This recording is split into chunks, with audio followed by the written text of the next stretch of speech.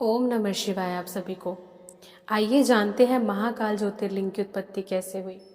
सूत जी कहने लगे, हे ऋषियों, अवंती नाम की नगरी में एक शुभ कर्मों वाला अग्निहोत्री और वेदाध्ययन में रत रहने वाला ब्राह्मण रहता था।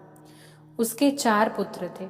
वो भी पिता की तरह ही विद्वान, वेदाचारी और शिव की भक्ति में पिता से भी अधिक तत्पर रहने वाले थे।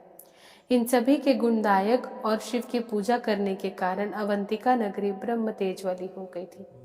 उसी समय रत्नमाल नाम के पर्वत पर दैत्यों का राजा दूषण ब्रह्मा जी की तपस्या कर वरदान पाकर के देवताओं को कष्ट देने लगा। वह दुष्ट दैत्य संसार में वैदिक धर्मों का नाश करने लगा।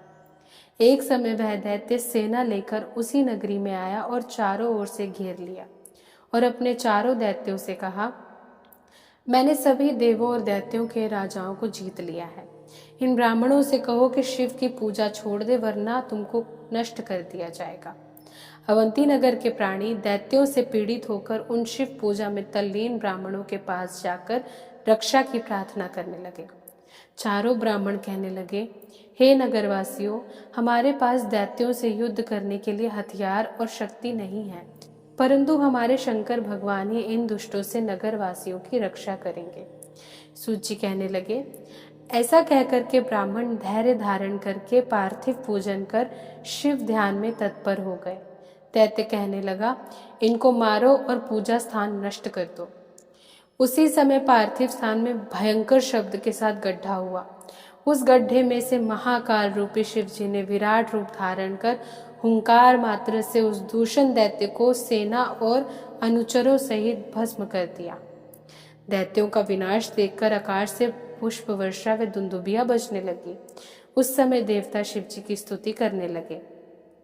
स्तुति से प्रसन्न होकर के शंकर जी ने कहा, हे ब्राह्मणों, वरदान मांगो। ब्राह्मण कहने लगे, हे प्रभु, यदि आप हम पर प्रसन्न हैं तो हमें इस संसार से मुक्त करके आप भक्तों का कल्याण करने के निमित्त इसी स्थान पर स्थिर हो जाओ। ब्राह्मणों के वचन श्रवण करके शंकर जी उसी स्थान पर महाकालेश्वर के नाम से प्रसिद्ध हुए।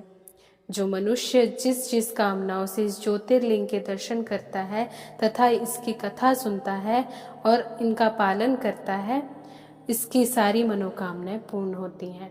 आगे की और ऐसी वीडियोस के लिए मेरे चैनल को सब्सक्राइब कीजिए। ओम नमः शिवाय।